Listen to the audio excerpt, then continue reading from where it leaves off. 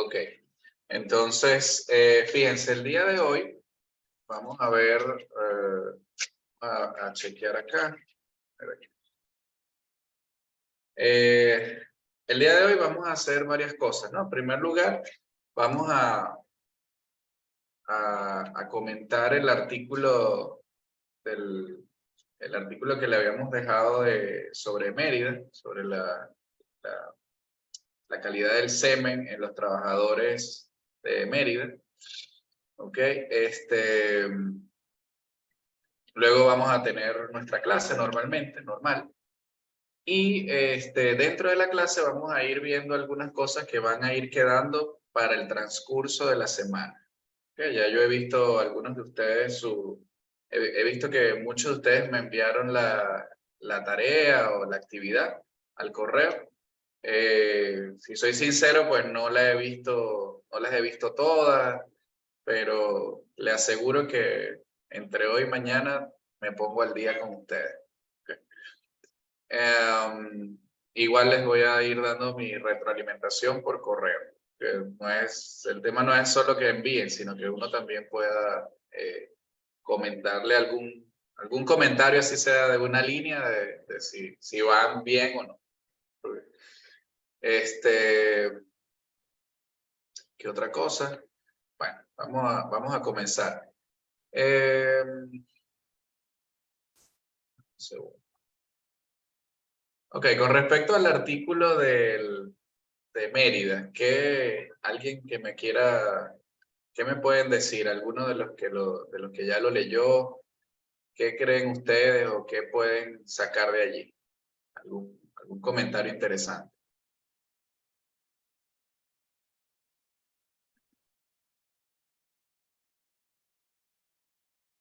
Sin miedo, porque al final, pues, lo que puede ser interesante para mí, tal vez no es interesante para alguno de ustedes y así sucesivamente. O sea, es simplemente opinión.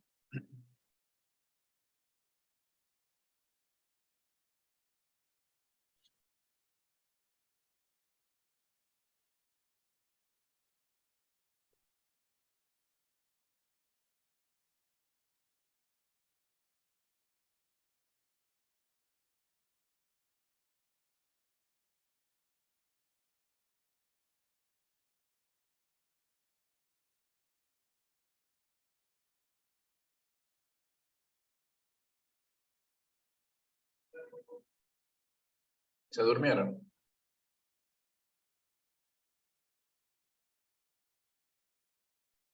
No, doctora, aquí estamos, aquí estamos. Ah, oye, pues muy temprano. Sí, no, sí. Sí, sí andamos cansaditos, pero estamos todavía Está despiertos. bien, estamos Sí. todos en lo mismo. Por eso es Ah, que trato también de que la clase sea máximo 2 horas. bien. Bueno, con respecto al artículo, para comenzar, o sea, es bastante como llamativo, ¿no? Digamos que nosotros como médicos no tomamos en cuenta muchas cosas en el sentido de que no le damos como médico general la debida importancia a que el uso de las plaguicidas puede llegar a afectar la calidad del semen de un trabajador. O sea, Ujú. realmente digamos que no lo tomamos en primera instancia, ¿no?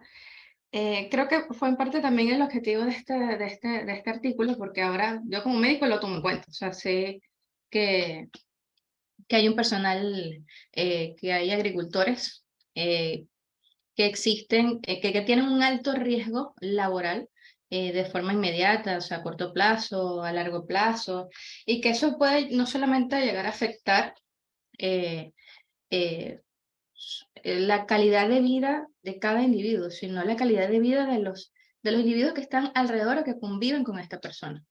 Claro. Sí, ¿qué otra cosita le puedo decir? Bueno, que evidentemente deben implementarse medidas que se enfoquen o que sean dirigidas a educar al agricultor, a educar también al patrono, porque por desconocimiento puede simplemente enviar al agricultor a un ser vulnerable nuevamente a su sitio de trabajo sin saber que no solamente puede tener consecuencias de forma inmediata, sino también a largo plazo. y a nosotros como médicos a fin de prevenir o ser un ente, digamos, que también eduque eh, al trabajador, al agricultor, a todas las consecuencias que puede tener al usar eh, plaguicidas de distinto tipo, no solamente tener contacto directo con él en el momento, sino a largo plazo. Correcto, correcto. Ese es, por allí, si a ustedes les pareció interesante este artículo, esperen que vean el que les voy a mandar para la próxima semana. Ajá, ¿quién más quiere comentar algo? Buenas tardes. Buenas. Aló, buenas Aló. tardes, ¿me escuchan? Sí, sí, ¿Se escucha? sí, yo te escucho. Buenas tardes, doctor. Es Osvalcide Ramírez. ¿Me escucha bien? Ahorita estaba escuchando a mi compañero, pero no sé a Sí, quién sí. estaba escuchando. Si era mi compañero o si era mí. No, dale tú primero, que tu compañero te dio el paso a Ah, ti. ok. Primero las damas, Gracias, de ¿verdad? verdad. Bueno, doctor, realmente sí, es bastante interesante el artículo. Si a uno no le enseñan algo, uno no tiene ni idea de que eso está sucediendo. Si no hubiésemos discutido acá sobre este artículo, creo que ninguno nos hubiésemos imaginado que esto sucede.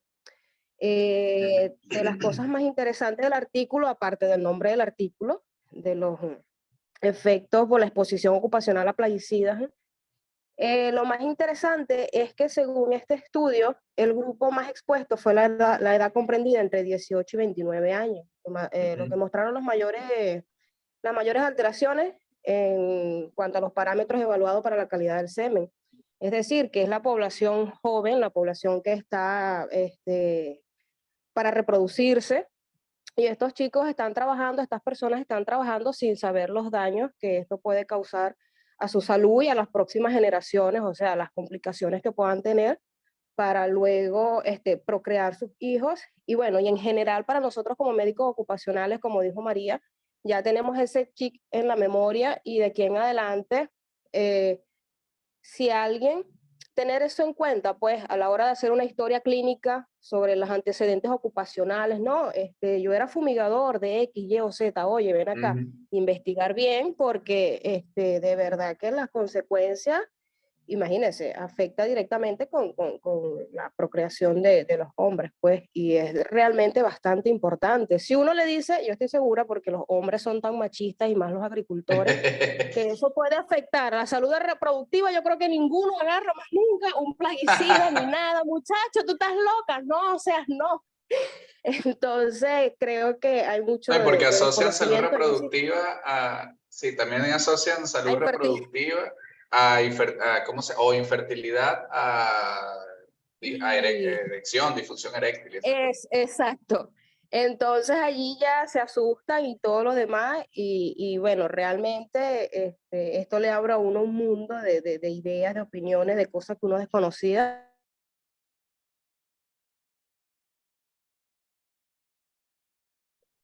Se me fue el audio tuyo.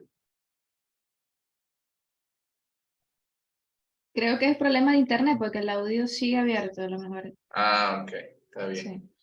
Bueno, está bien. ¿Quién? Había otra persona que quería, creo que quería intervenir. Buenas tardes, doctor. Jonathan. ¿Me escucha? Hola, Jonathan. Sí, sí. ¿Se escucha bien? Sí, yo te escucho bien.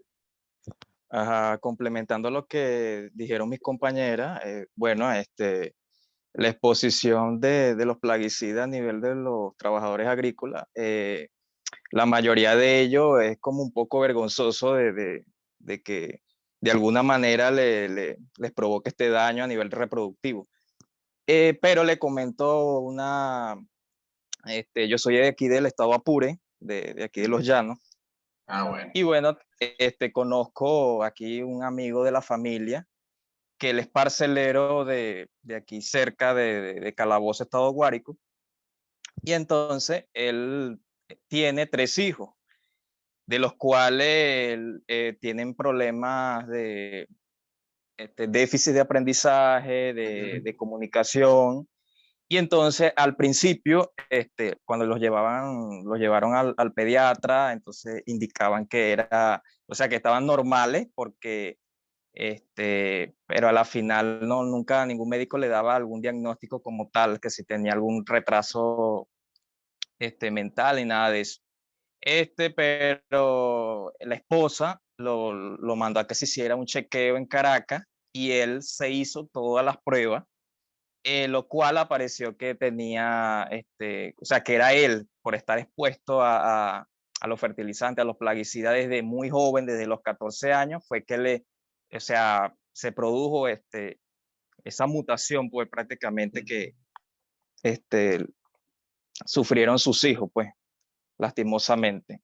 Y entonces, bueno, es algo que en Venezuela hay muy pocas investigaciones y bueno, me llamó la atención de que se realizó en esa población allá en Mérida y que, como indica al final, que fue eh, exitosa, fue que se complementó con las diversas investigaciones en otros países de que sí, la exposición,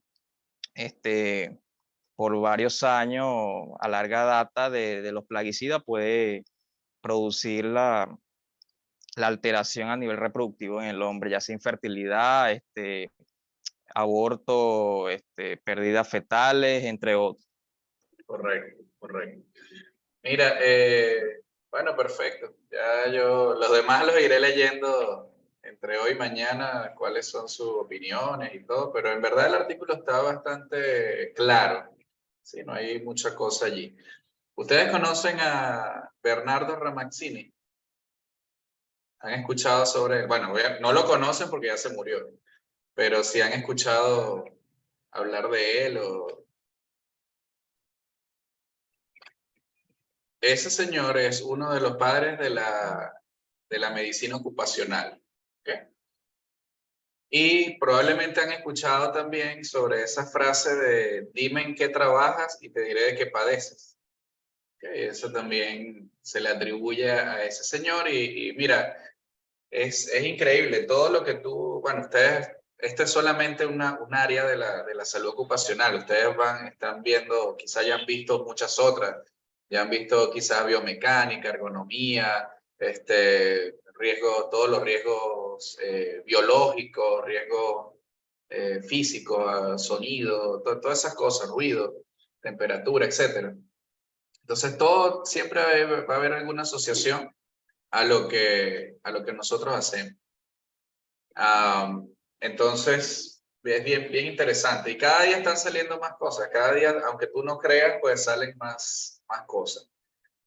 Yo voy a tratar de conseguirles un artículo de aquí a que veamos el tema de hidrocarburos y otras cosas. Voy a ver si puedo conseguirles un artículo. Sí, o sea, yo lo tengo, pero sé que es muy viejo, pero es muy bueno y siempre me gusta compartirlo. Un artículo sobre el efecto de... Hay dos artículos muy buenos. Creo que son hechos se hicieron en Carabobo. Uno sobre los efectos del sileno en trabajadores de, ¿cómo se llama? De patología, de laboratorios de patología, citotecnólogos, citopatólogos y eso. Y el otro sobre también trabajadores de talleres de la tonería. ¿Okay? Entonces, allí se utilizan una gran cantidad de químicos que algunos de ellos incluso están restringidos su compra, su uso, pero más por razones de narcotráfico que se utilizan también para el procesamiento de drogas. Pero hay que tomarlo mucho en cuenta. Ahora estamos en plaguicida, no nos vamos a meter en esas aguas, pero cuando caigamos en los temas de hidrocarburos, yo voy a tratar de conseguirlos para que lo lean. Son artículos viejos, pero son buenos porque son de Venezuela y están bien hechos, también chévere. Bien, entonces, perfecto. Vamos a comenzar. Voy a volver a compartir la pantalla. Yo voy a apagar mi cámara por si quizás eso, a veces la cámara también hace que baje un poquito la calidad de la señal. Ok. Ah, bueno, sí, ese tema de la luz es un detalle. Sí, por eso a mí me gusta más que ustedes, que interactuemos por el grupo, el trabajo y eso, porque yo sé que muchas veces ustedes, aunque quieran estar presentes toda la clase, muchas veces no lo pueden hacer. Entonces, por eso prefiero ese tipo de actividades que ustedes me envíen. Bien. Bueno, chicos, vamos a ver hoy. Le dije que hoy hoy la clase es bastante, no larga, pero sí está variadita la cosa. Vamos a ver hoy lo que son la intoxicación por plaguicidas, pero ya un poco más específica por algunos tipos de plaguicidas. ¿Okay? La semana pasada vimos algunos aspectos generales de los plaguicidas, de cómo se clasifican y todo eso. Y hoy vamos a ver los efectos de algunos de ellos. Si nos ponemos a dar los efectos de todo eso, bueno, no terminamos nunca. La OPS tiene un curso del cual yo participé y luego participé en la revisión del pensum, donde uno está 4 meses viendo solamente plaguicidas con gente de distintos países. O sea, eso es un mundo completo. Entonces, pero hoy vamos a ver algunos, poquitos, pero simplemente para que ustedes tengan la idea de cómo lo vamos a orientar y también cómo lo vamos a orientar desde el punto de vista ocupacional. Porque una cosa es la toxicología clínica, de qué es lo que voy a hacer con el paciente y todo, pero el enfoque ocupacional, de ahí hay una pequeña variación que va más orientada al tema preventivo. Entonces, vamos a arrancar. Bueno, esto lo vimos, los objetivos del módulo, reconocer los efectos tóxicos de los plaguicidas, tomando en cuenta el contexto laboral, y elaborar un sistema de vigilancia para la identificación temprana de la toxicidad por plaguicidas en el ambiente laboral. Esto lo vimos la semana pasada, cómo hacer enemigos. Como estamos viendo tóxicos, pues hay gente también medio tóxica que nos complica la vida. Vamos a empezar hoy, como vamos a ver clínica y manejo agudo y tal, pues vamos a ver algo de manera general sobre lo que son los primeros auxilios y la parte de manejo agudo de las intoxicaciones en general. ¿Okay? Fíjense, nosotros en toxicología tenemos 3 medidas básicas que siempre hacemos, ¿sí? Es evitar la absorción, aumentar la eliminación y el tratamiento específico. ¿Okay? Evitar la absorción, aumentar la eliminación y el tratamiento específico. El tratamiento específico, más que todo, se refiere a los antídotos. Sin embargo, antes de hacer cualquier cosa, ustedes saben, y eso no es exclusivo de toxicología, eso es para cualquier otro evento, de trauma, de cirugía, de infarto, asma, lo que tú quieras, un ACV, todo lo que tú veas como emergencia, siempre tiene que iniciar con mejorar las condiciones vitales. ¿Ok? Que si el estado de conciencia, que si está hidratado, no está hidratado, la permeabilidad de la vía aérea, que si está hipotenso, hipertenso, lo que sea. Que los signos vitales. Y eso, aunque parece algo muy lógico, en algunas oportunidades se nos olvida, sobre todo en intoxicaciones cuando no sabemos mucho, entonces nos volvemos locos nada más que buscando el antídoto.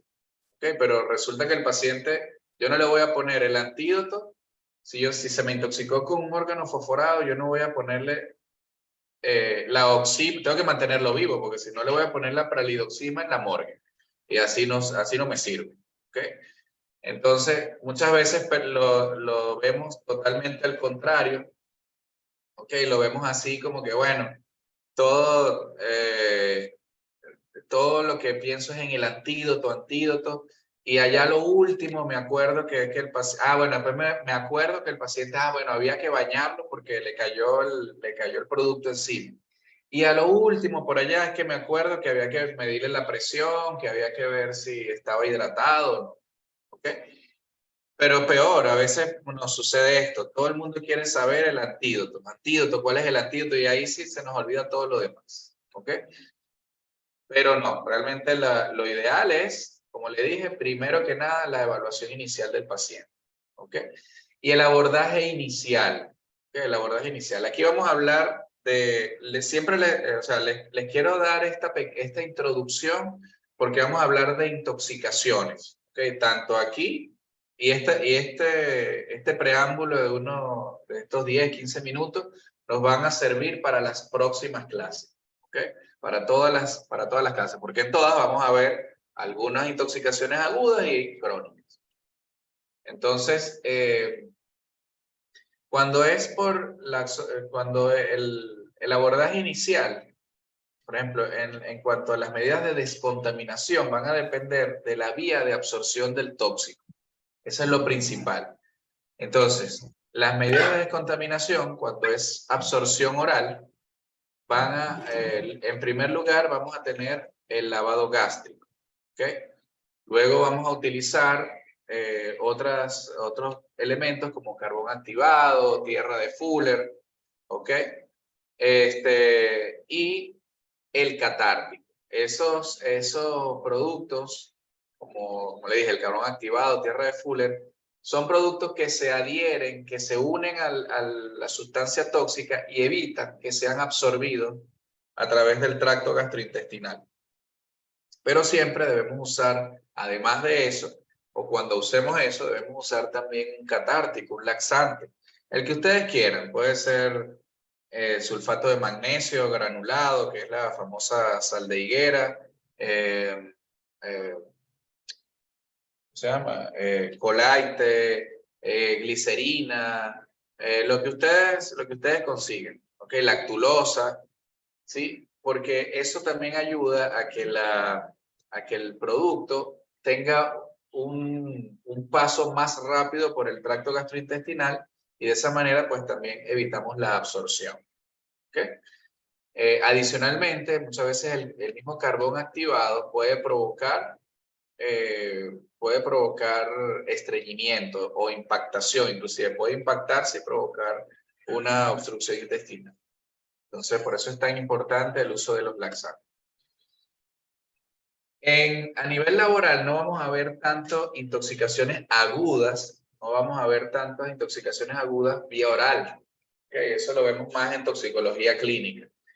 Aquí lo vamos a ver mucho es a nivel de absorción cutánea y absorción inhalatoria, por los accidentes que pueden ocurrir mientras la persona está usando el producto, fumigando, aplicando el producto. Entonces le sopla la brisa en contra y se intoxican. ¿Okay? Bien sea que lo inhalan o le cae encima de la piel, encima de la ropa, etc. Hay veces que son pequeñas exposiciones que van haciendo, se van acumulando, y pues terminan al final de unos 10, 15 años con los problemas que ya sabemos. ¿Okay? Fíjense que ya ustedes estudiaron esta semana que algunos plaguicidas pueden causar alteraciones a nivel de problemas de infertilidad. ¿Ok? Problemas de la calidad del semen en los hombres. Un detalle con ese artículo, no nos dice qué plaguicidas usaban los agricultores. Probablemente usaban más de uno, pero hubiese sido interesante incluir ese dato en el estudio. Entonces, así que si ustedes quieren hacer un estudio de ese tipo, incluyan el plaguicida. Igual con la vía inhalatoria. La vía inhalatoria también tenemos que bañar al paciente porque el producto queda impregnado en la ropa y en el cuerpo del paciente y mientras el paciente va respirando, pues también se mantiene ese producto en circulación. La otra cosa es que tenemos que tener mucha precaución cuando son intoxicaciones de este tipo en nuestro equipo de salud. Nosotros como equipo de salud también podemos vernos afectados con estos pacientes. Ya saben que si se absorbe por vía oral, por vía inhalatoria o por vía cutánea, y nosotros tocamos al paciente o estamos en ese ambiente, un ambiente cerrado, nosotros podemos afectarnos. Entonces, la ropa, al quitarle la ropa al paciente, hay que desecharla, envolverla en una bolsa plástica, apartarla, colocar al paciente, atender al paciente lejos del área de exposición. Eso lo vamos a ver también cuando hablemos de materiales peligrosos. Ok, pero eso es una recomendación general para todos los productos tóxicos. Okay. Luego vamos a ver, bueno, aquí hay un detalle, ¿no? Con esa ambulancia. Entonces, fíjense, vamos a ver lo que son los productos específicos. Okay, los productos específicos que son los plaguicidas. Ah, por cierto, me salté una parte importante. ¿Se acuerdan de acá, verdad? De esto. Hablamos solo de evitar la absorción, pero también tenemos el aumento de la eliminación. ¿Por dónde creen ustedes que se elimina la mayoría de los productos químicos? A ver, escríbanlo o díganlo.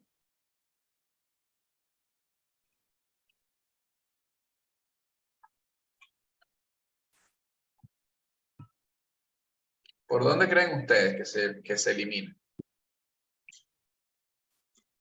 La farmacocinética. Por la orina, dice Aidora. O bueno, o como decimos nosotros para darnos un poquito de bomba, ¿no? La toxicocinética. Exactamente, la mayoría de las sustancias se eliminan por el riñón o por la orina y se metabolizan en el hígado. ¿Okay? Por eso les decía, creo que les decía la vez pasada, que es importante que tengamos en cuenta cómo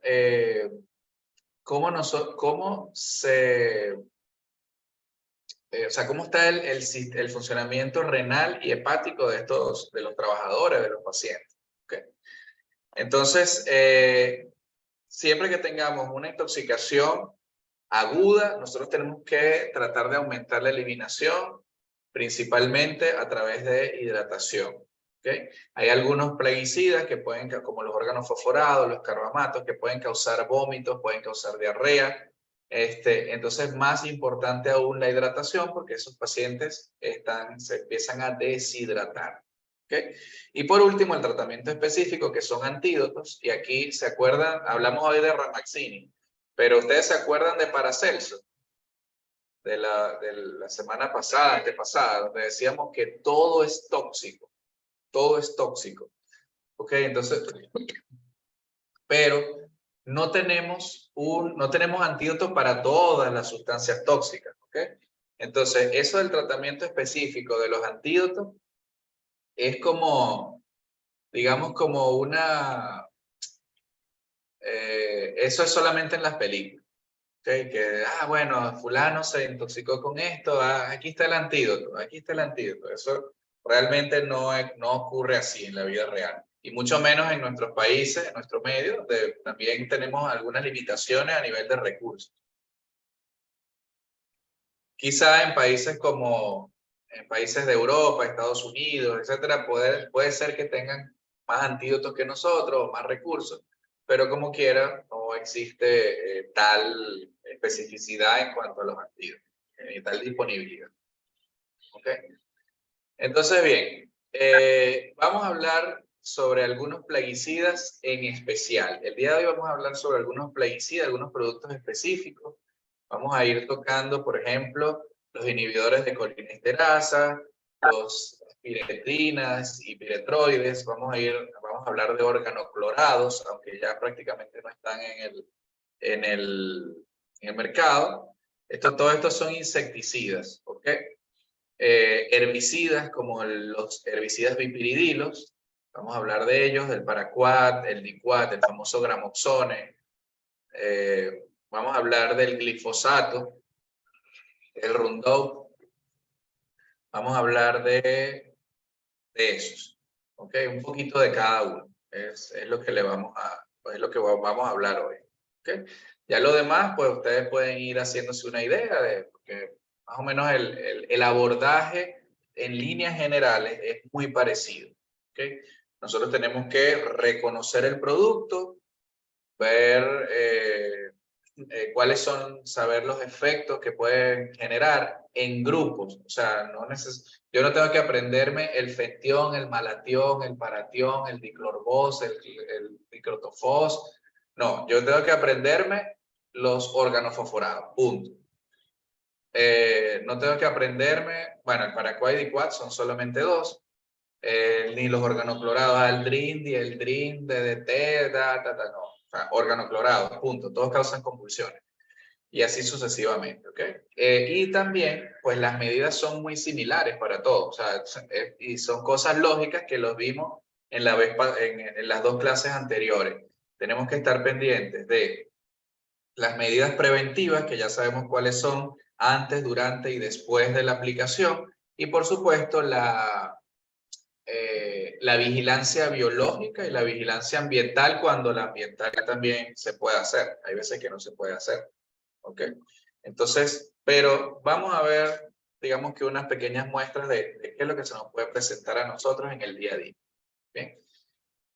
Para hablar de los inhibidores de colinesterasa, yo les voy a hacer un breve recuento de farmacología, porque me imagino que ustedes ya, no digamos que se le olvidó, pero la tienen así como borrosa, como tengo yo el fondo aquí de mi imagen atrás.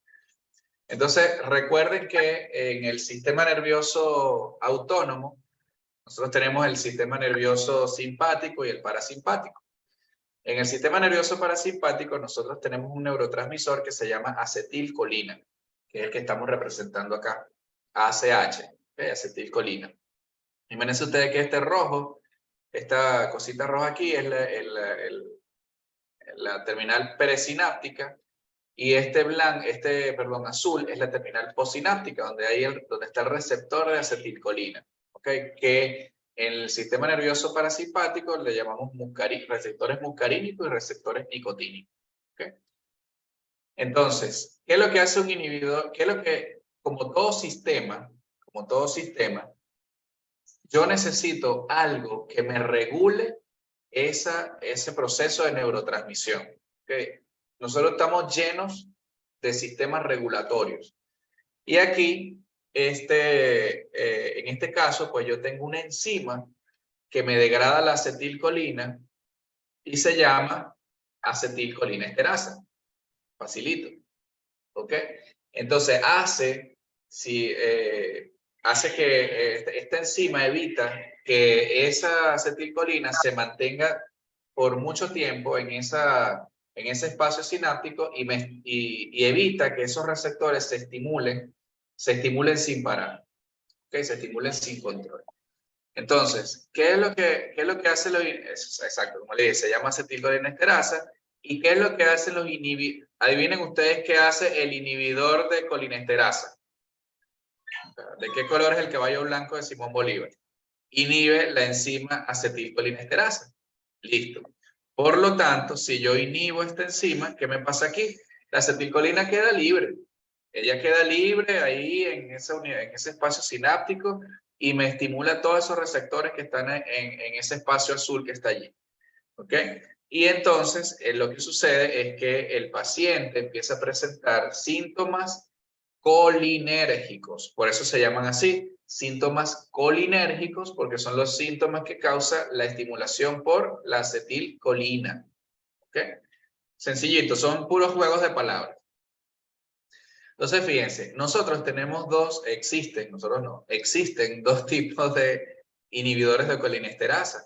Uno se llaman carbamatos, que es el campeón, el tres pasitos, y el otro se llama organofosforado, que es el fentión, malatión, paratión, etcétera, etcétera. ¿Cuál es la diferencia entre ellos? Que el carbamato, ¿se acuerdan de la enzima, verdad?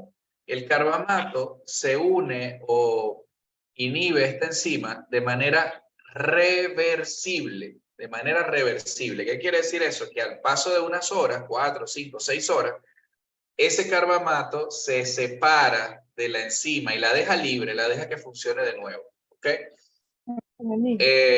Pero el órgano fosforado se une a la enzima de manera irreversible. Irreversible. ¿Ok? Entonces, ¿cuál creen ustedes que tiene una duración mayor, su efecto clínico? ¿El carbamato o el órgano fosforado?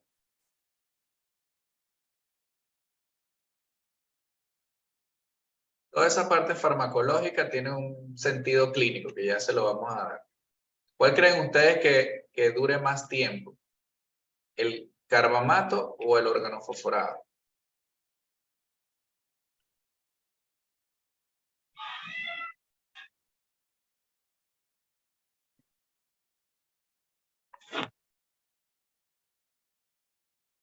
El órgano fosforado dura más tiempo porque es irreversible su unión. Y es más grave también porque precisamente mientras más tiempo está, más vómito, más diarrea, más esto, más lo otro, más lo otro. ¿Okay? Entonces, por otro lado, los órganos fosforados pueden ser de dos tipos. Un órgano fosforado directo es el que esa molécula, o sea, ese producto original hace, o sea, causa esos síntomas, esa inhibición. Pero el indirecto tiene que ir al hígado, metabolizarse y entonces luego es que causa los síntomas. Ahora, ¿qué me importa a mí eso? Bueno, sí, sí es importante. Porque ¿cuál creen ustedes que puede actuar más rápido? ¿El directo o el indirecto?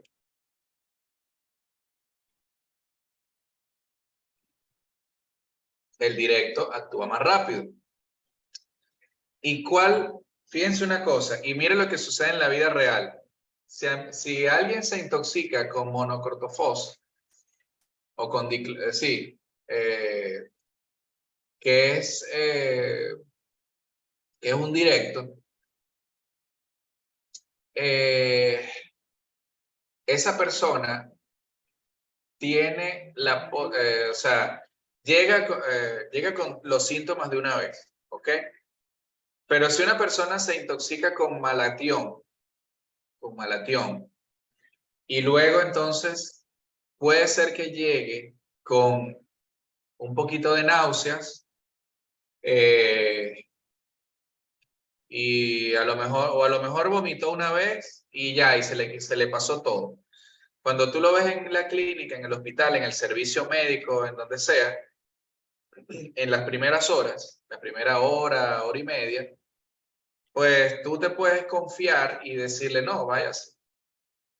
Pero a las 6 horas, más o menos, 6, 7 horas, ese malatión se convierte en maloxón. Y ese maloxón, ahí es donde tú empiezas a ver los síntomas floridos, todos los síntomas que yo les voy a mostrar en un momentico. ¿Ok? Entonces, por eso es importante que nosotros con un órgano fosforado tenemos que ingresar al paciente, ni siquiera hospitalización. Y entonces, si Angelis, no sé si se dice así, o Angelis, no sé, la doctora Moreno, dice, le llega a este paciente en su servicio médico, entonces tiene que dejarlo ingresado. ¿Ok? O, por si es un servicio médico de una empresa, obviamente ahí no se va a hospitalizar a nadie, pero lo tienes que referir. No es que, no, pero que nada más llegó con un vómito, le puse un irtopán y para su casa. Y bueno, reposo hasta mañana. No. Tienes que mandarlo porque tú no sabes si eso va a continuar en el transcurso del día. ¿Ok? Entonces, dentro de 5 o 6 horas, el paciente tiene toda la clínica. ¿Y cuál es la clínica? Esta que ustedes ven aquí. El famoso síndrome colinérgico. Síndrome colinérgico va a tener síntomas, ¿se acuerdan de los receptores que le dije, verdad? Hay receptores muscarínicos y receptores nicotínicos. Dependiendo de dónde estén, en la parte del cuerpo que esté, entonces va a dar una serie de síntomas: piloerección, sudoración, miosis, cialorrea, dolor abdominal, diarrea, vómitos, ¿verdad? O sea, muchas cosas. Pero para que ustedes se acuerden, un paciente con un síndrome colinérgico puede ser por carbamato, por órgano fosforado, directo o indirecto, el que ustedes quieran. Pues es un paciente que va a estar mojado por dentro y por fuera.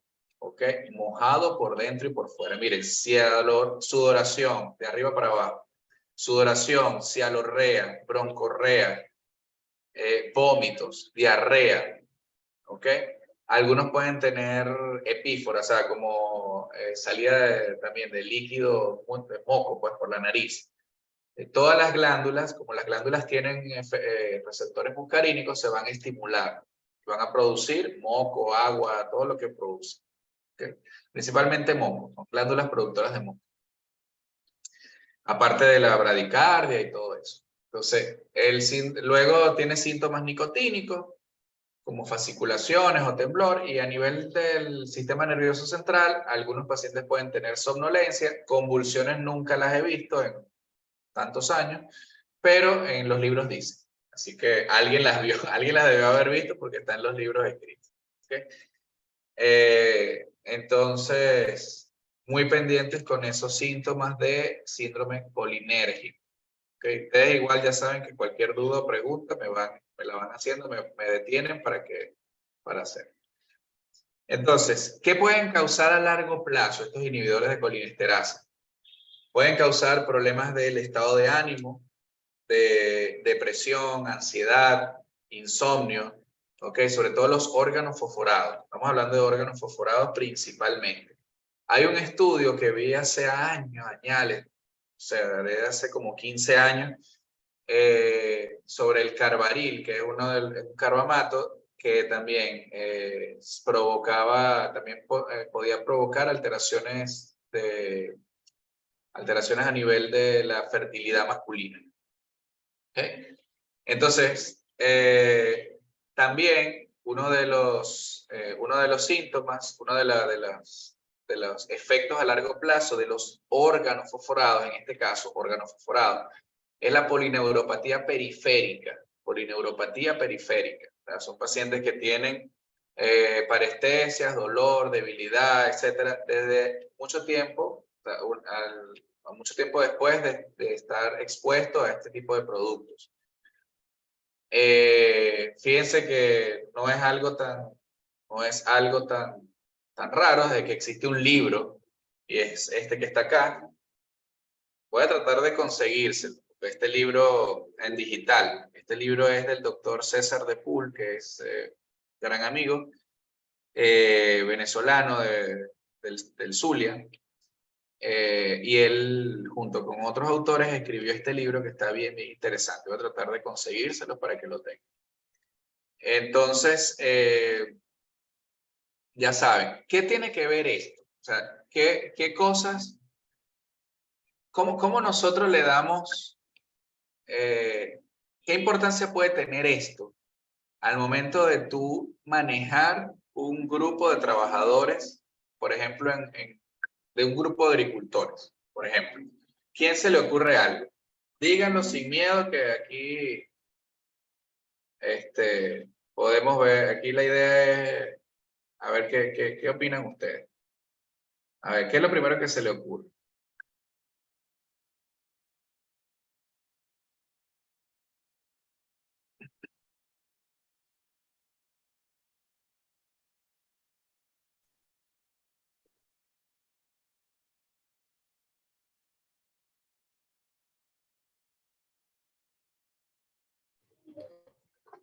Doctor, disculpe, no entendí bien la pregunta. ¿Se refería a la polineuropatía periférica? A todo. Bueno, puede ser la polineuropatía periférica o a los efectos que le dije a nivel cerebral, a nivel neurológico o del estado de ánimo. ¿Qué se les ocurre a ustedes? ¿Qué importancia puede tener eso al momento de nosotros manejar una población de trabajadores que usen estos productos?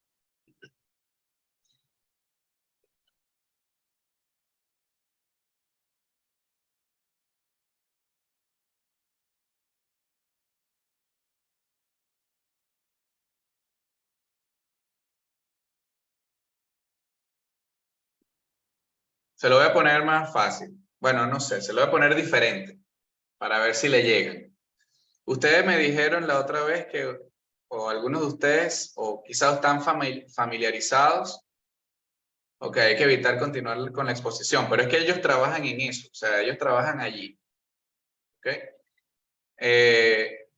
Imagínense ustedes Ustedes me dijeron el otro día que algunos ya trabajan allí o por lo menos han escuchado sobre las evaluaciones preempleo. ¿Ok? Si yo tengo un paciente diabético, o sea, yo le hago un preempleo y consigo que tiene 180 de glicemia, y bueno, este tipo es diabético, lo mando al internista, se controla y tal. Yo debería tener, ¿qué importancia tiene para mí que ese paciente sea diabético en este caso?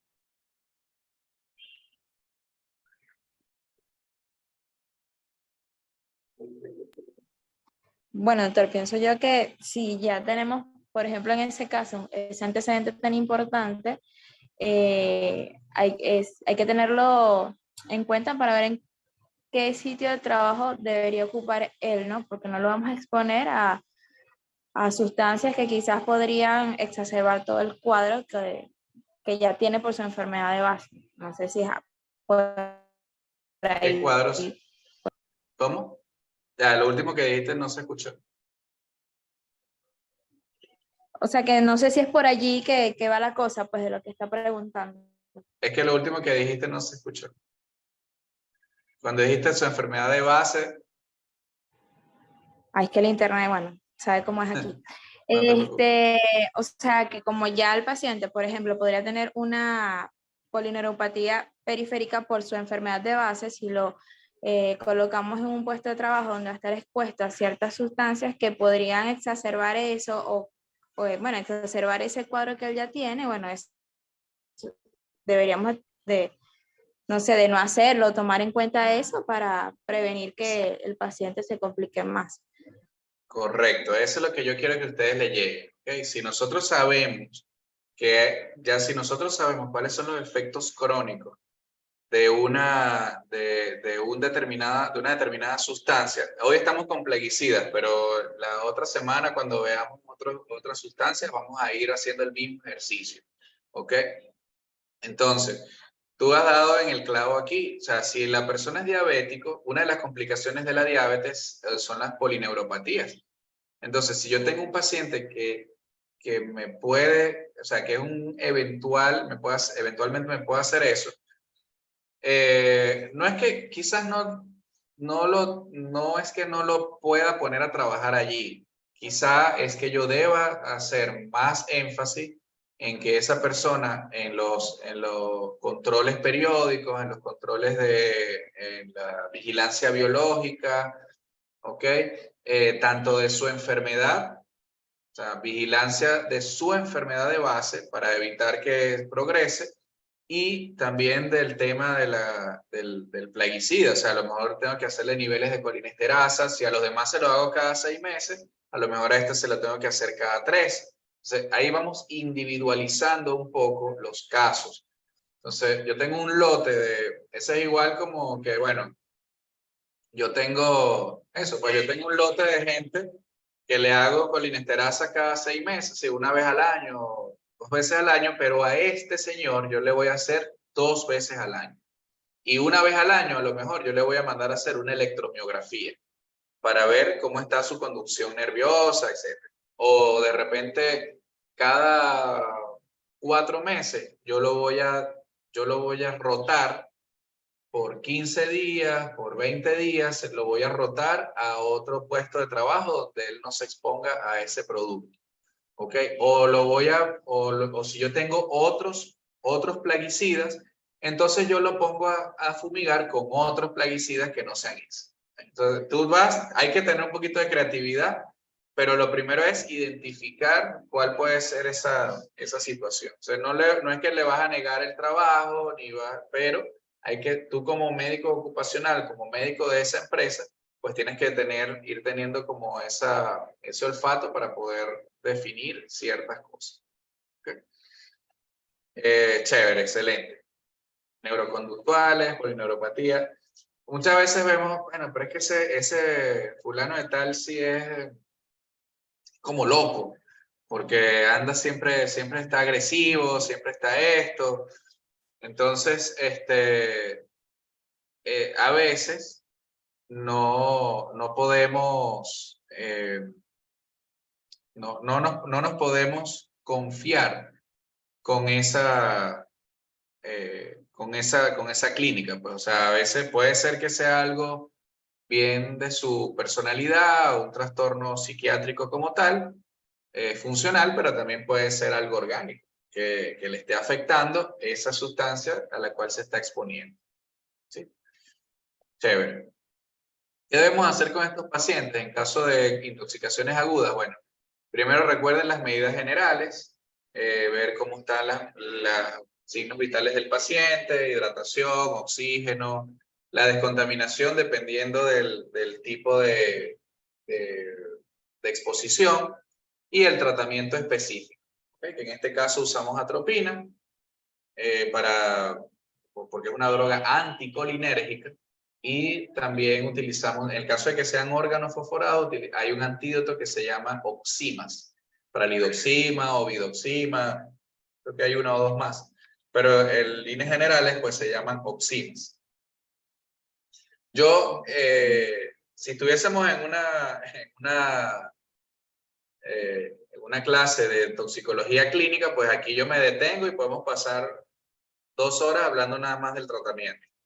Okay, pero como esto es ocupacional, pues esto yo lo paso por encima porque más me interesa esa preguntita tonta que le hice en la diapositiva anterior. Okay, que ustedes muy bien me contestaron porque vi en el chat también algunas otras cositas que también son valiosas.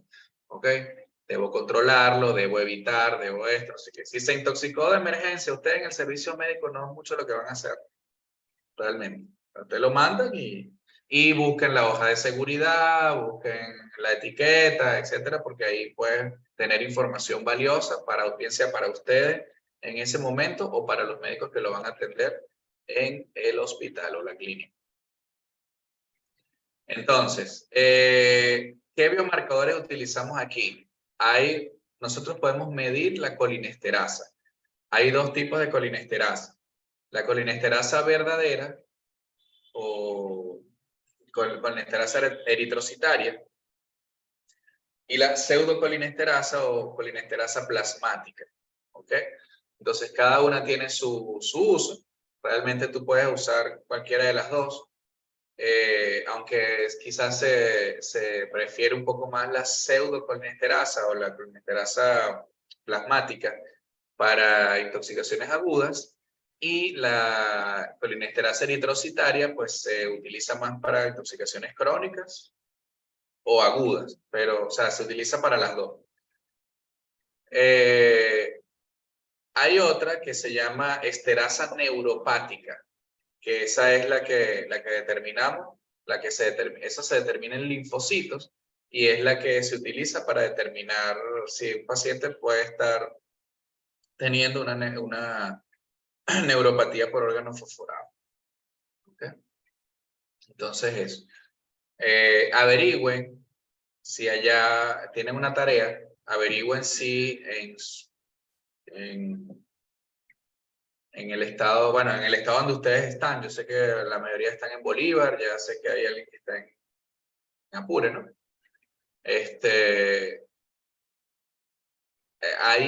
Se hacen estos exámenes. Pues por lo menos las 2 colinesterasas. Okay, las 2 primeras.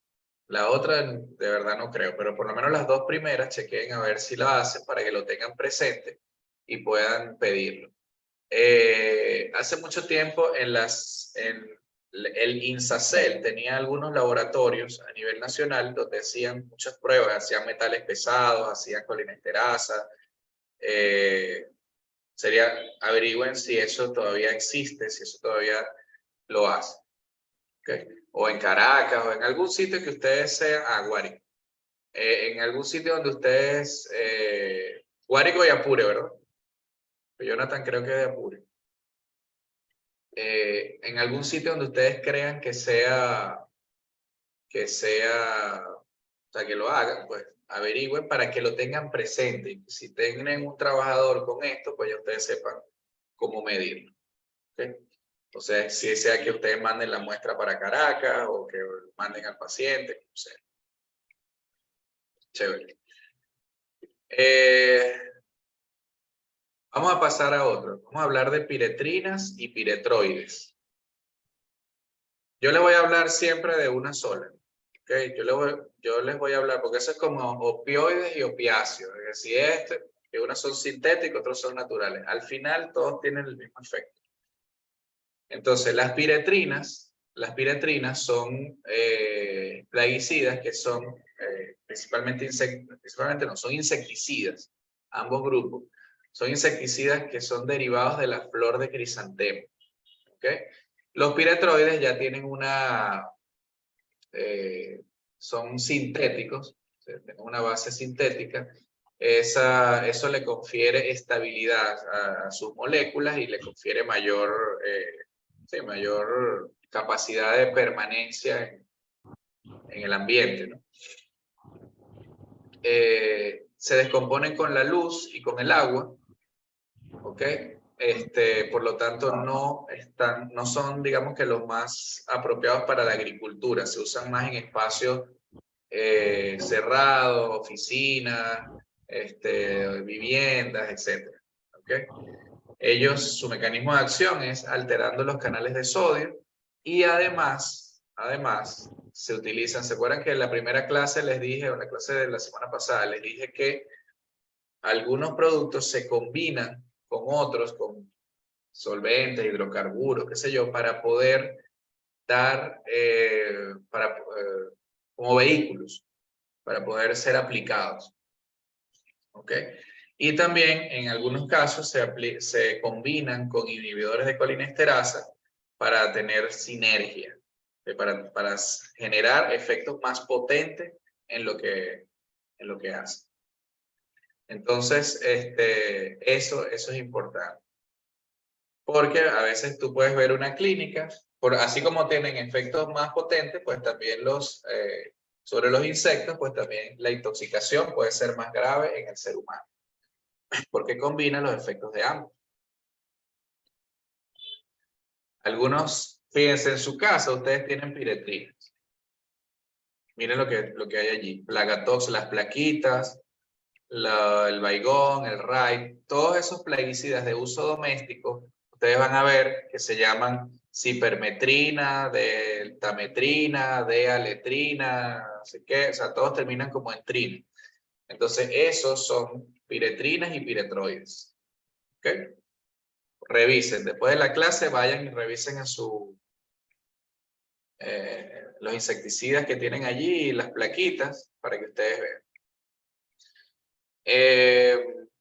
¿Qué clínica me da esto? Me da clínica a nivel respiratorio, a nivel neurológico, cardiovascular, gastrointestinal y dérmica. Podemos tener, son clínicas muy generalizadas, disnea, broncoespasmo, incluso puede llegar a nivel respiratorio a ser tan grave y causar un edema agudo de pulmón. A nivel neurológico podemos la cefalea, la permetrina de los piojos es una piretrina. ¿Okay? La cefalea, que es la cefalea es un síntoma muy característico. Fasciculaciones, excitación o agitación, puede llegar a convulsionar, pero tiene que ser una cantidad muy grande. A nivel cardiovascular, te da taquicardia, hipotensión. A nivel gastrointestinal, puedes tener vómitos, dolor abdominal y dermatitis por contacto. Si ustedes se fijan, ahora vayan y chequen, después de la clase, revisen de nuevo la tarea de las dosis letal 50 y verán que las piretrinas son siempre de las menos tóxicas. ¿Ok? Es un producto relativamente poco tóxico, o sea, para que puedas tener ese tipo de efectos tiene que haber una dosis muy alta, tiene que haber de repente un sitio muy cerrado, mucha concentración, etc. ¿Okay? Pero es un producto muy común y que hay que tomarlo en cuenta. ¿Qué podemos ver en estos pacientes? A largo plazo, en estos trabajadores, bueno, problemas de inmunosupresión, por lo tanto empezamos a ver infecciones oportunistas como la cándida. Esto es uno de los que puede provocar infertilidad. coagulopatías, a nivel del sistema nervioso, otra vez tenemos desempeño neurocognitivo. Aquí me llama la atención porque fíjense, el anterior lo vimos. En este lo estamos viendo otra vez. De alguna manera, ligado al tema cognitivo, neurológico, conductual. Entonces decimos, no, es que ese tipo es bruto porque él es agricultor y tú sabes que los agricultores son brutos. O ese tipo es muy tosco porque sabes que los agricultores son toscos. Bueno, puede ser que sea gente con poco nivel sociocultural, o sea, algunos tengan un bajo nivel educativo, no sociocultural, bajo nivel educativo, o que sean, tú sabes, criados bajo otros parámetros, pero no se confíen y hay que ver también en este sentido si son gente que ha estado expuesta desde hace mucho tiempo a este tipo de productos. ¿Okay? En cuanto al embarazo, puede tener influencia en el crecimiento y en el desarrollo inmunológico y neurológico de los infantes. ¿Okay? En el 2009, la Oficina de Protección Ambiental de los Estados Unidos lo declaró como probablemente carcinógeno cuando es ingerido. ¿Okay? Y puede provocar leucemia infantil por exposición perinatal. Entonces, muy pendientes con las embarazadas. No hay una prueba específica para intoxicación aguda, y para eso ahí nos vamos con la clínica.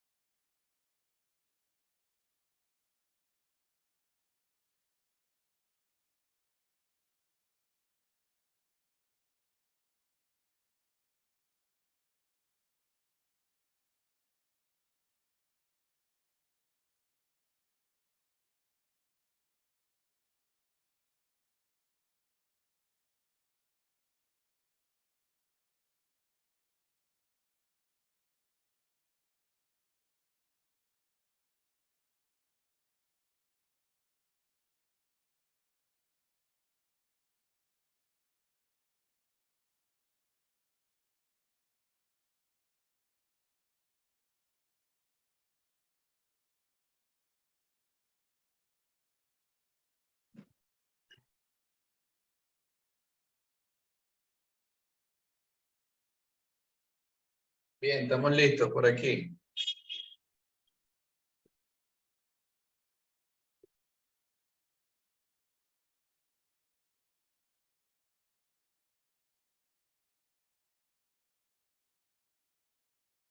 Después de esta breve interrupción, vamos a continuar.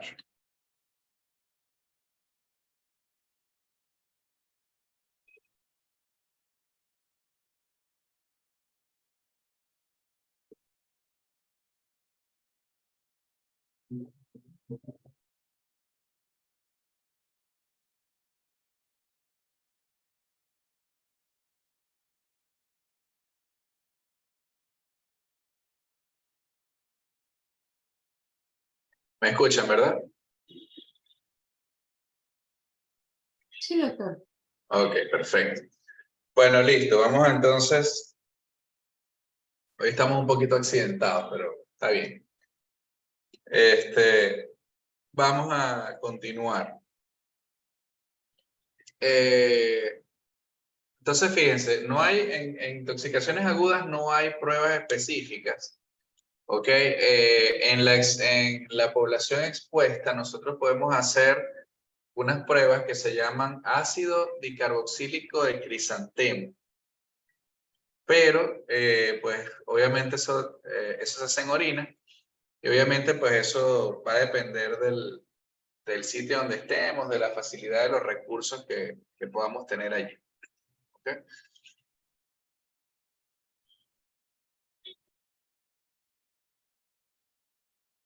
Entonces, en cuanto al abordaje inicial, sobre todo aquí estamos hablando de cuando son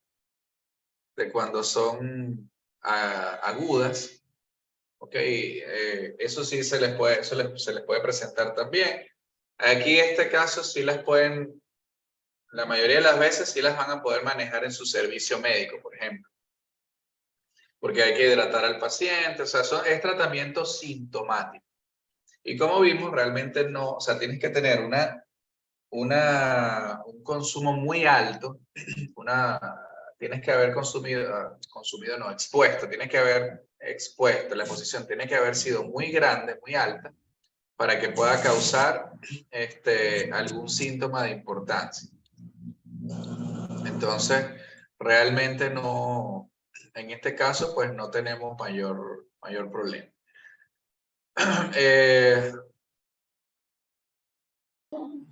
A ver, ¿qué otra cosa? Vamos a caer aquí en los órganos clorados. Este es un tema que es interesante y ya van a ver por qué. Los órganos clorados son hidrocarburos, se llaman también hidrocarburos clorados aromáticos. Que son compuestos que tienen en su estructura química, tienen oxígeno y azufre.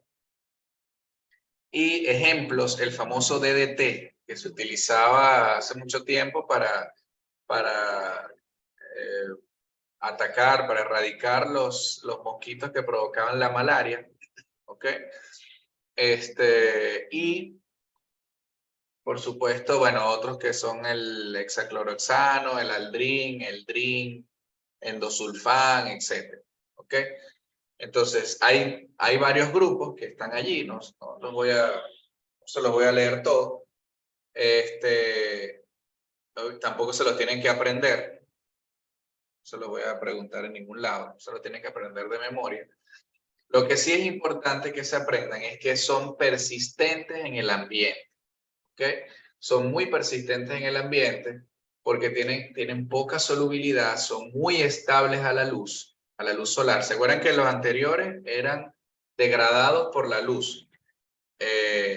Y estos son lo contrario, estos son muy estables, son estables a la luz solar, a la humedad, al aire y al calor. O sea, se degradan muy poco. Por lo tanto, ya para los años 90, más o menos,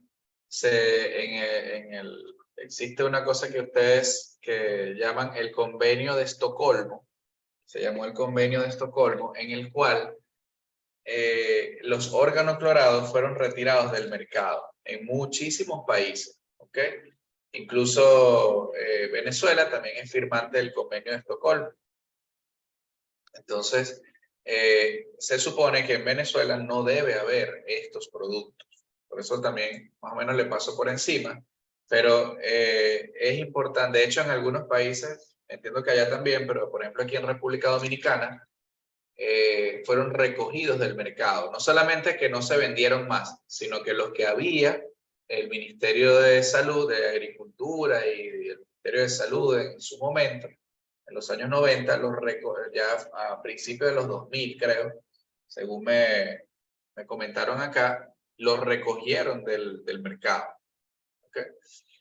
Entonces, sin embargo, pues esos productos pueden estar, o también es parte de su peligrosidad, es que pueden estar en residuos de alimentos, sobre todo de origen animal. ¿Okay? Debido a precisamente su gran persistencia. ¿Cuál es su mecanismo de acción? Bueno, aumenta la irritabilidad neuronal porque prolongan el tiempo de apertura de los canales de sodio y también inhiben el flujo de cloro por el GABA, o sea, inhiben al GABA y estimulan la entrada de sodio directamente a través de los canales de sodio. ¿Okay? Entonces, adicional a su efecto cardiovascular, pueden también aumentar la sensibilidad miocárdica a las catecolaminas, precisamente por lo del canal de sodio. Como que aumenta ese umbral, aumenta el umbral en el cual las catecolaminas pueden actuar, la noradrenalina, adrenalina pueden actuar, y entonces eso hace que sean más sensibles a ello. Aumenta, no, disminuye el umbral, mejor dicho, o sea, lo pone más bajito, para que ellas puedan actuar. Como clínica, entonces en base a ese mecanismo de acción, pues como clínica vamos a tener parestesias, hiperestesias, vamos a tener, si es una ingestión, teníamos irritación gastrointestinal. Ya clínica más severa, vamos a tener convulsiones, contracciones mioclónicas, tonicoclónicas, ¿ok? Eso puede verse incluso hasta 48 horas después de la ingestión o de la exposición a altas cantidades. Podemos tener taquicardia ventricular, podemos tener depresión respiratoria, ¿sí? Y ya a nivel local, a nivel de exposición local, pueden provocar, es irritante. Eso puede provocar irritación en ojos, nariz, faringe. ¿Okay? A largo plazo, degeneración grasa en el hígado, daño renal, trastornos hematológicos, arritmias, como le dije. Las arritmias pueden ser tanto agudas como a nivel crónico. Cambios menstruales y secuelas neurológicas. ¿Okay? Entonces, el tratamiento, pues, no voy a ahondar mucho aquí porque ya dijimos que no existen o no debe haber órganos clorados por allí, pero si acaso ustedes se topan con alguno, pues es tratamiento, no hay un antídoto como tal, es simplemente tratamiento de sostén, tratamiento sintomático. La N-acetilcisteína, que es el mismo medicamento que se utiliza para las intoxicaciones por acetaminofén, puede tener, por su efecto antioxidante, puede de repente ayudar a nivel hepático, a nivel renal, ¿okay? Como citoprotector. Y las dosis son similares a las que se utilizan para el tratamiento de intoxicación por acetaminofén. ¿Okay? Vigilancia, bueno, pueden encontrarse bajas, fíjense esto, pueden encontrarse bajas dosis, bajas concentraciones de organoclorados en la sangre u orina de la población general. A pesar de que han sido sacados del mercado, todavía tú puedes encontrar personas con persistencia de este producto en sangre. ¿Okay? En pacientes, en personas que se han expuesto a esto, deberías hacer electroencefalograma, electrocardiograma y vigilar la función hepática y función renal. ¿Okay? Vamos a ver este caso clínico. Bueno, no lo vamos a ver, lo van a hacer ustedes, lo vamos a dejar para la próxima, o sea, para el transcurso de la semana. ¿Okay? les voy a dejar varios casos. Ustedes le pueden tomar captura, aunque si quieren déjenlo así y yo se los mando por el grupo. Ok, les mando las capturas de estas diapositivas por el grupo para que lo tengan. Ok. O lo podemos, sí, exacto, lo vamos a hacer así. Entonces, paciente masculino de 30 años, llevado a emergencia por presentar malestar general, vómitos, dolor abdominal, cialorrea, para una mezcla con fentión. Diga el abordaje inicial de esta intoxicación e indica al menos 3 recomendaciones al empleador para prevenir nuevos casos. Eso es lo que más me interesa. El abordaje inicial, imagínense que ustedes están en su servicio médico, ustedes no están en el hospital Ruiz y Páez, ni en el hospital Racetti, ni nada de eso. O sea, ustedes están en un centro de baja complejidad como puede ser un ambulatorio, un dispensario médico empresarial, ¿okay? En donde solamente van a tener acceso a recursos limitados. Por lo tanto, es abordaje inicial. Que si le pongo oxígeno, lo hidrato, o sea, ustedes van a hacer eso, pero la segunda pregunta también es bien importante. ¿Sí? Tenemos acá otro ejercicio clínico. Usted pertenece al equipo de riesgo laboral de una empresa de cultivos frutales que utiliza organofosforados y piretrinas. Diga 2 recomendaciones al Departamento de Recursos Humanos para el reclutamiento de nuevos trabajadores. Indique al menos 3 medicamentos que debe tener en el consultorio médico de la empresa. ¿Okay? Usted es invitado al Comité de Riesgo Laboral en una empresa de fumigación. ¿Cuáles de estas iniciativas apoyaría y cuáles no? Pero aquí sí tienes que justificar. ¿Okay? Número 1, entrega de un vaso de leche al día a todos los trabajadores.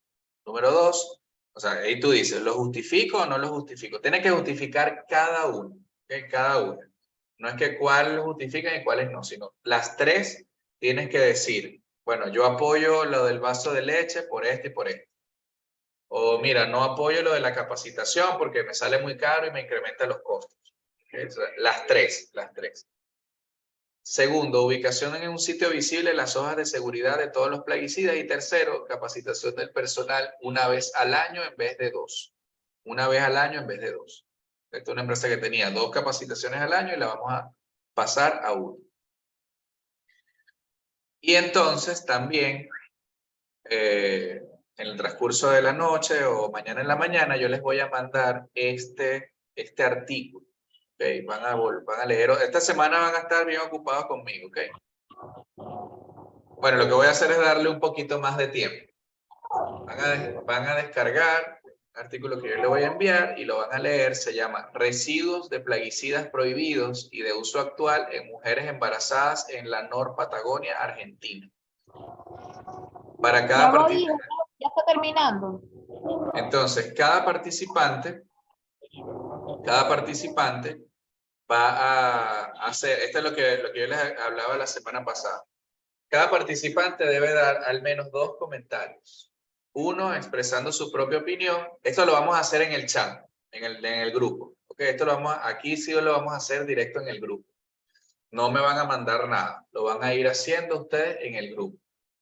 Como yo no tengo su número agregado, la mayoría no tengo los números de ustedes. Por favor, cuando intervengan, ustedes dicen, yo soy Jesús Boadas y me parece que, o sea, y voy a dar mi opinión, tal cosa. Y así ya yo aprovecho y agrego todos los números. O si no, al terminar la clase, ustedes me escriben, cada uno me escribe su nombre y ya yo entonces voy agregando. Eso también puede ser.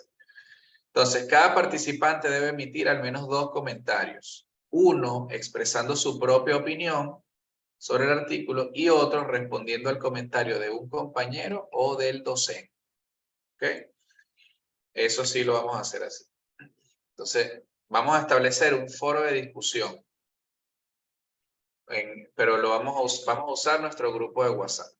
¿Sí? ¿Preguntas o dudas con respecto a todo esto? Ok. Continuamos. Vamos a ver. Perfecto. Entonces, ahora vamos a ver algo sobre herbicidas. Okay, recuerden que comenzamos un poquito más tarde, comenzamos como a las 5:15, vamos a extendernos entonces un poquito hasta las 7:15. Okay. Entonces, vamos a hablar sobre herbicidas. También una revisión rápida, como igual que hicimos con los insecticidas. Entonces, de los herbicidas vamos a ver los herbicidas bipiridilos, que son el paraquat y el diquat. Siempre los vemos juntos porque los efectos son muy parecidos. O sea, realmente hay muy poca diferencia. Vamos a ver el paraquat completo, que es el famoso gramoxone. Y luego en el diquat yo les digo, este es igual al paraquat, excepto en esto y esto. ¿Okay? Así que así lo hacemos más rápido. Y también vamos a ver el famoso glifosato, que es muy controversial. Chévere, entonces fíjense, vamos a ver el paraquat y el diquat afectan a las plantas y animales por la producción de radicales libres de oxígeno. Son procesos de oxidorreducción que ya sabemos por fisiología, ya hace bastante tiempo, fisiología, fisiopatología, bioquímica, que esos procesos de oxidorreducción son bastante tóxicos. ¿Okay? El paraquat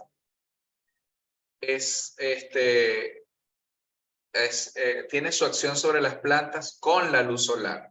Es lo que, o sea, por eso también es activo, por eso se usa como herbicida, porque su acción es sobre las plantas y aprovecha la luz solar. El diquat, por su parte, es bastante efectivo en plantas acuáticas. ¿Okay? Plantas que están en el agua, como que nos agregan, o sea, están cercanas al agua, crecen en el agua, ese tipo de plantas.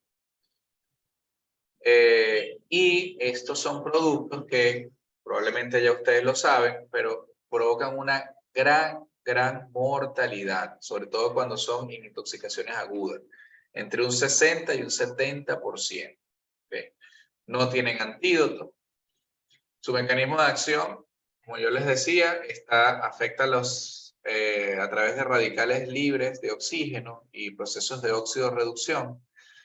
Los efectos en las membranas celulares, eso tiene efectos en las membranas celulares a través de peroxidación lipídica. Sí, esos productos de oxidorreducción me dañan la capa de fosfolípido de la membrana y provocan destrucción de las membranas celulares. Fíjense lo fuerte, lo peligroso que es eso, a nivel ya micro, a nivel bioquímico, a nivel de su mecanismo de acción. Y luego ¿qué pasa cuando esas células se rompen, se destruyen todas esas membranas celulares? Bueno, viene un proceso inflamatorio, viene un proceso de cicatrización, un proceso de fibrosis. ¿Okay? Entonces se desprenden una gran cantidad de mediadores inflamatorios que pueden provocar fibrosis. Y entonces ahí es donde viene otro tipo de problemas. Tiene una alta afinidad por el pulmón, por los pulmones. Ustedes se acuerdan, ¿verdad? O sea, le acabo de decir que provoca reacciones de óxido-reducción. Por lo tanto, el oxígeno es su principal, es como que fuera su principal materia prima. ¿Y dónde es que tenemos el oxígeno? En los pulmones. Entonces, él tiene alta afinidad por el tejido pulmonar por su concentración de oxígeno.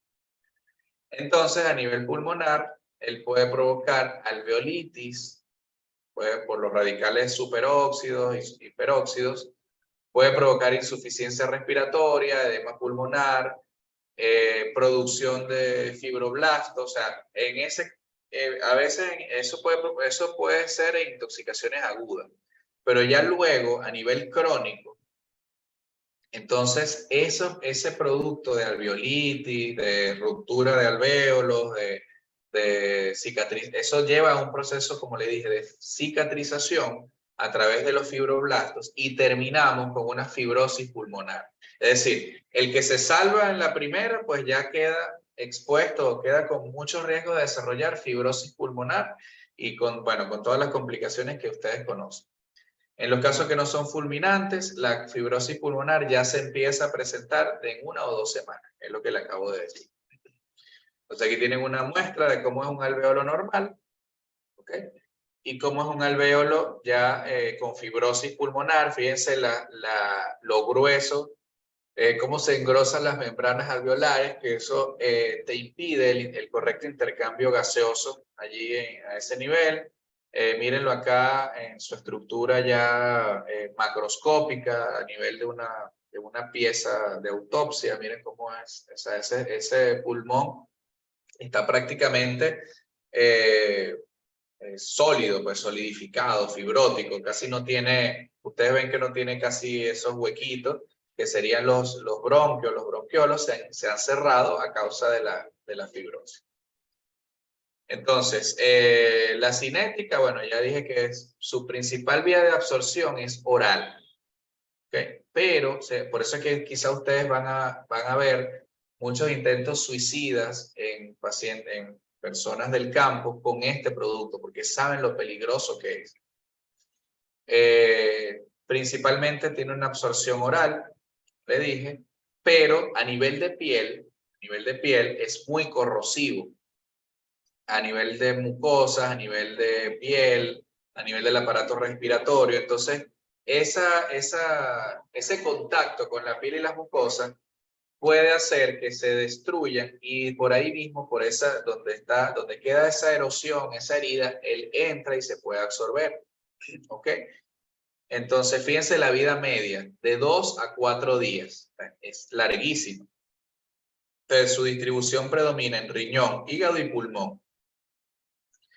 Y fíjense, ¿se acuerdan hace 2 semanas, 3 semanas, cuando vimos la primera clase, donde yo les decía que la toxicidad depende de factores como la periodicidad, no sé qué, el uso de protección personal, todo eso, y factores dependientes de la sustancia, entre las cuales está ¿qué? La afinidad por los tejidos, la estructura química, la afinidad por los tejidos.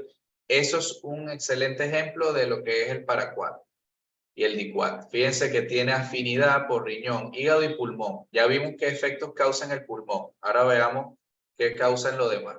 ¿Okay? La clínica aguda y subaguda. Puede causar fisuras en la piel y en las uñas. Puede causar conjuntivitis, o sea, porque es muy corrosivo. Si te caen los ojos, conjuntivitis, opacidad corneal, epistaxis, ardor, dolor faríngeo, si es inhalado, si es por esa vía de exposición. Él tiene una sustancia que es emetizante. Emetizante quiere decir que causa vómitos. Ella va al centro del vómito a nivel cerebral y provoca ese vómito. Eso es porque esa sustancia se llama HDA y es una sustancia que fue agregada en estas formulaciones como medida de seguridad. Para las personas que lo ingerían, el vómito es prácticamente de inmediato. Y entonces allí puede disminuir un poco la cantidad absorbida. ¿Okay? Puede causar, fíjense entonces lo que les decía de la afinidad. Puede causar insuficiencia renal aguda en 48 a 72 horas. La afinidad por el pulmón te causa alveolitis, agudo, insuficiencia respiratoria. Tiene afinidad por riñón, te puede causar insuficiencia renal aguda. Esa insuficiencia renal aguda es reversible, pero puede ser que te cause la muerte en ese tiempo, ¿no? Y en el mismo tiempo también puede causar hepatopatía tóxica, ¿sí? Entonces, los 3 órganos que se afectan, tiene afinidad, miren qué tan grave puede ser. Aquí les dejo, eso tiene fases también, la clínica va por fases, una primera fase hasta las primeras 24 horas, donde hay edema de las mucosas, úlceras orales, vómitos, ardor orofaríngeo, dolor retroesternal, dolor epigástrico, o sea, lorrea, o sea, una cantidad de clínicas, de manifestaciones clínicas bien aparatosas. Miren la lengua y la faringe de esta persona, miren los labios, ¿ok? Así es como se presenta. Miren esto. Miren atrás el paladar. Bien, luego viene una segunda fase, ya hasta de entre 24 y 48 horas, donde empieza el daño hepático, renal y también a nivel cardíaco. ¿Ok? Viene proteinuria, viene hematuria, elevación de uricreatinina, oliguria. Y por último, una tercera fase que va del día 2 al día 14, donde hay lesión pulmonar, lo que les dije. Empieza a aparecer la fibrosis, se altera a nivel de la gasometría, tos, disnea, taquicardia, cianosis progresiva y muerte. Ahí, como le decía, como estaba en la lámina, en la diapositiva, hace como dos diapositivas atrás, 3 diapositivas. Cuando los casos no son fulminantes, es decir, que el paciente se muere de una vez en las primeras 12, 15 horas, entonces ocurre esto. ¿Okay? Un proceso progresivo donde puede llevar a la muerte pocos días o pocos meses. Aquí otra vez la fibrosis pulmonar, pero ya vista radiológicamente. Y pues efectos crónicos. O sea, la persona que no se intoxicó así grandemente, que no le cayó el paracoenzima, que no se tomó, sino que lo usa cada 3, 4 semanas, durante mucho tiempo y tal. ¿Qué efectos crónicos puede haber? Digamos que no hay, o sea, no hay algo, un órgano específico, que sea algo concluyente que me diga que daña un órgano específico. ¿Ok? Pero se ha visto se ha visto los efectos irritativos. Irritación de la piel, irritación de las mucosas, irritación a nivel respiratorio, epistaxis, problemas oculares, uñas, ¿ok? Hay estudios que sugieren un posible deterioro de las neuronas dopaminérgicas. Son pacientes que a la larga pueden presentar síntomas de Parkinson. O Parkinson, o sea, la enfermedad como tal de Parkinson, o síntomas relacionados, síntomas similares. ¿Ok? Como en todos los plaguicidas, puede haber un sesgo por la exposición múltiple. Es decir, puede ser que yo me exponga a varios plaguicidas y algunos de ellos también me causen síntomas parecidos. Por eso, siempre que hablamos de plaguicidas, siempre que hablamos de personal, agricultores, fumigadores, tienes que ser, o sea, ellos muy difícilmente usen un solo plaguicida durante toda su vida. Entonces, tenemos que conocer un poquito de cada cosa para que cuando nosotros veamos los casos, pues recordar, mira, esto usó. Y también tú preguntarles, ¿y qué has usado tú? ¿Tú has usado el Gramoxone? Ah, sí, para quemar la hierba, para quemar la hierba. Ah, no, yo he usado Fentión, yo he usado esto. Muchas veces te lo van a decir por el nombre comercial. ¿Okay? Así que debes estar preparado para buscar estos nombrecitos. El tratamiento, bueno, las medidas generales, como ya les dije, en las medidas de descontaminación, cuando es oral, no utilizamos carbón activado, sino principalmente una tierra especial que se llama tierra de Fuller. ¿Ok? Tierra de Fuller. Si no tienes ese, bueno, puedes usar carbón activado, parte del lavado gástrico.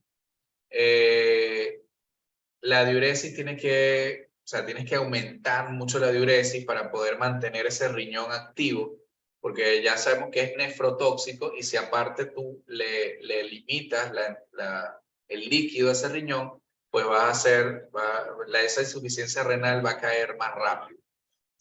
En algunos pacientes es necesario hacerle diálisis.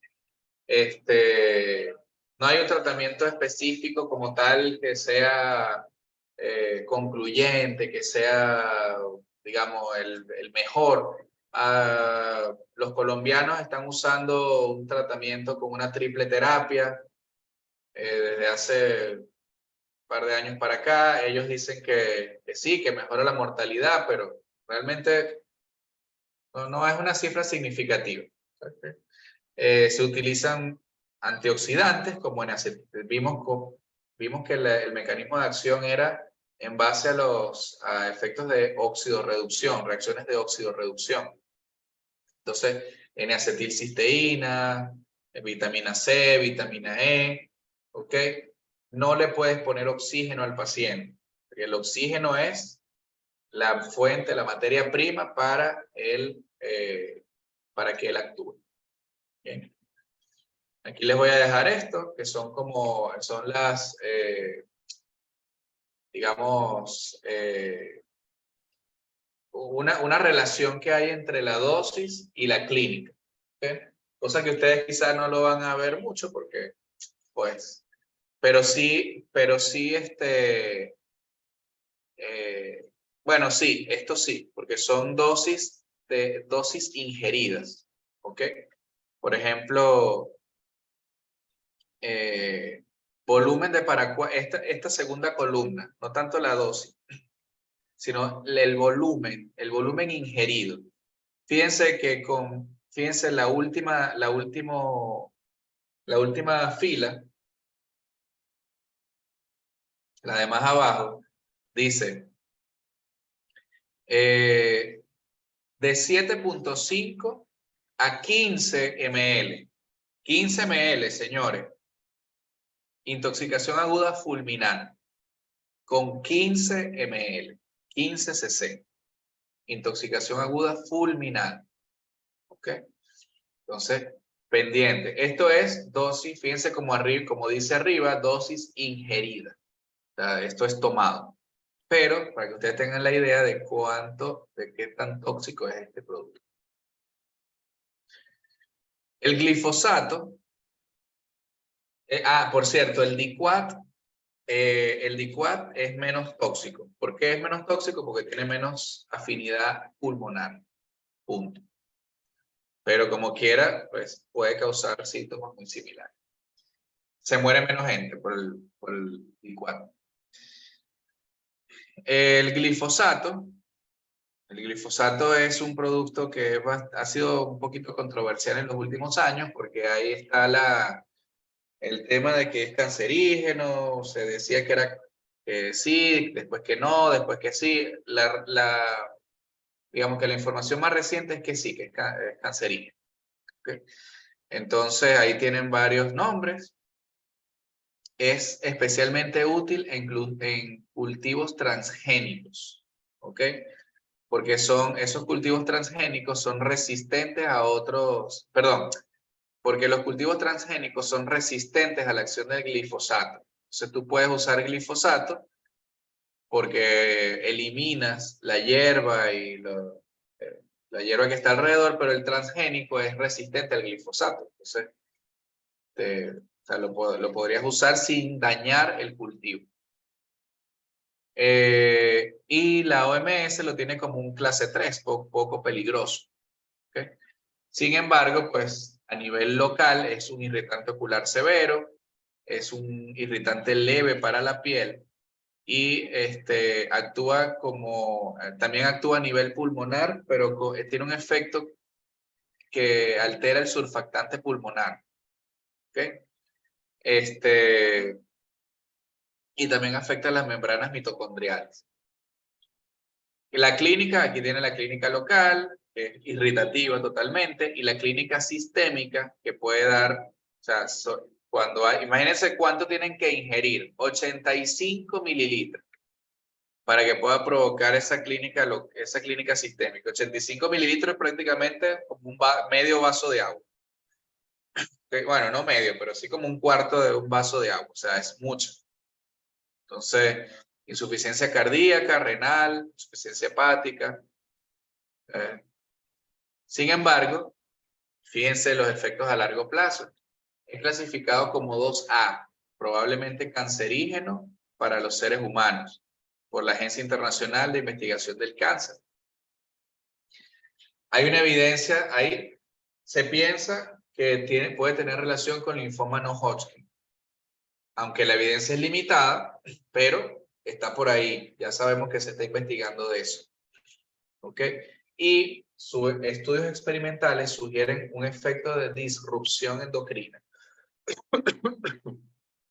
Desde hace ya unos cuantos años se está manejando en toxicología este concepto de disruptores endocrinos. Es decir, hay sustancias tóxicas que alteran el sistema endocrino y pueden causar daños en ese caso.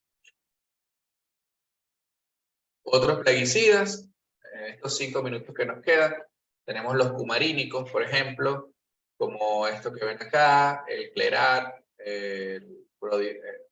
hay una clasificación que se clasifican en primera generación, donde están las warfarinas, como las warfarinas que se utilizan como anticoagulantes. También se utilizan como anticoagulantes de los ratoncitos. Normalmente los cumaríricos son rodenticidas, raticidas. El racumín, por ejemplo, es una warfarina. Entonces, tenemos los de segunda generación, que son super warfarinas. ¿Cuál es la diferencia? Bueno, que los de primera generación debes tener una dosis acumulativa. Es como cuando la persona empieza a usar warfarina, Coumadin, si tiene algún problema de coagulación. Entonces, le manda, como preventivo, le manda warfarina y al cabo de un par de semanas es que esa warfarina empieza, te mantiene los tiempos de coagulación prolongados, que es lo que tú quieres lograr. Igual hace esto. En cambio, los de segunda generación o super warfarinas pueden alcanzar ese efecto de alterar los tiempos de coagulación con un consumo único. ¿Ok? Tiene que ser también una dosis muy alta. O sea, en este caso tiene que ser una dosis muy alta. Usualmente son intentos suicidas, pero tienen que saber que existe este tipo de plaguicidas y que se puede presentar. ¿Ok? Como todo acumarínico, actúa inhibiendo los factores dependientes de vitamina K, los factores de coagulación dependientes de vitamina K. Por supuesto, la clínica es sangrado. Los abordaje inicial, pues ya sabemos medidas generales, las medidas de descontaminación, en este caso si es ingerida, lavado gástrico, absorbente, catártico. ¿Ok? Y el tratamiento específico, pues, con vitamina K. Aquí les voy a dejar otro caso, que es un paciente masculino de 27 años de edad que es llevado posterior a un accidente laboral, llevado a emergencia, posterior a un accidente laboral. Ese accidente laboral consiste en derramó aproximadamente medio litro de paraquat en cara, boca y manos. Imagínense ustedes que el tipo estaba el envase de paraquat arriba en un estante y lo intentó agarrar y estaba mal cerrado y se le cayó encima. ¿Okay? Entonces derramó medio litro de paraquat en cara, boca y manos. Aparentemente ingirió una cantidad indeterminada. Presenta, claro, le cayó en la cara. Presenta irritación de piel, mucosas y vómitos incontrolables. Diga cuál es el abordaje inicial de esta intoxicación. Y en el caso 2, dice, usted pertenece al equipo de riesgo laboral de una empresa de cultivos de arroz. Ah, bueno, el propanil no. Esto no lo van a hacer. Este último no. Olvídense de él. Entonces, miren, lo que vamos a hacer, ya estamos terminando. Yo les voy a dejar este regalito del propanil. O sea, la clase es hasta aquí. Pero aquí yo les dejé el propanil, que también es un herbicida, ¿ok? Que provoca principalmente metahemoglobina. Se lo voy a dejar ahí para que ustedes lo lean y lo chequeen. Pero realmente no va a estar, no le voy a mandar nada de propanil. Ese caso no es para ustedes. Yo se los voy a, ahora cuando yo les envíe la presentación, yo le elimino ese caso o se lo pongo al final para que ustedes lo vean, pero ese no. Entonces, fíjense, ya terminamos acá. Terminamos justo a tiempo. Mira lo que vamos a hacer. Yo les voy a preparar un documentico de Word con todos los casos para no tenerlos dispersos. Yo les voy a preparar un documentico de Word con todos los casos y se los voy a mandar por el grupo. ¿Ok? Eso probablemente sea esta misma noche. Yo le voy a mandar todo eso. Pero eso no va a ser para la semana que viene, porque es muy poco tiempo, son muchos casos. Entonces lo vamos a dejar, puede ser para mediados de la próxima semana. Yo le voy a poner la fecha, porque no recuerdo ahora mismo, o sea, no tengo las fechas en la cabeza, pero yo se los coloco allí. En el mismo documentico de Word, yo le coloco. favor, fecha de entrega, tal. Y listo. Lo del artículo sí lo vamos a hacer, sí lo vamos a dejar para la próxima semana. O sea, lo vamos a ir haciendo, mejor dicho. Lo del artículo de la placenta lo vamos a ir haciendo en el transcurso de la semana. Ustedes van dando sus comentarios.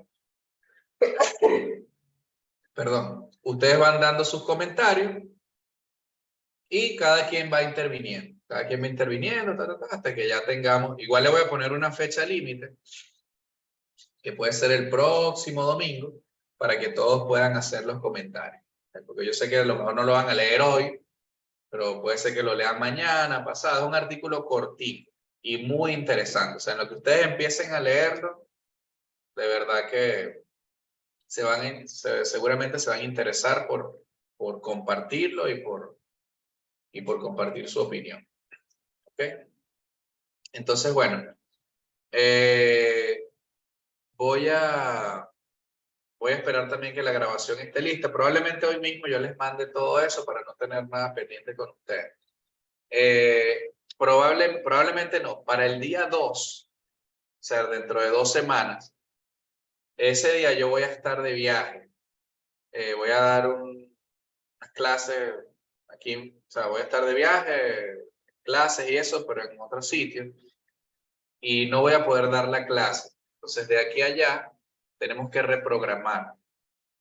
Nos podemos ir poniendo de acuerdo en el grupo.